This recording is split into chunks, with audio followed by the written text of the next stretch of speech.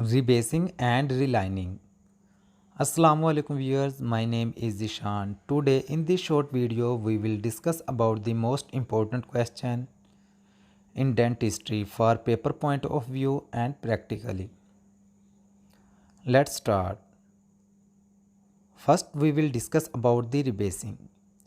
Rebasing is the process of replacing the entire acrylic denture base, providing a stable denture without replacing the denture teeth. A rebase for a denture may be required if your denture is old or is cracked. Viewers, here you can see the picture of rebasing.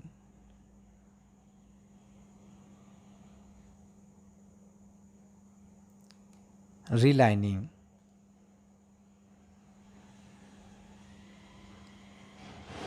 A denture reline is a simple procedure to reshape the underside of a denture so that it fits more comfortably on the user gums. Relining is a periodically necessary as denture lose their grip in the mouth. The process is usually affordable and often takes very little time. Viewers, here you can see the picture of relining.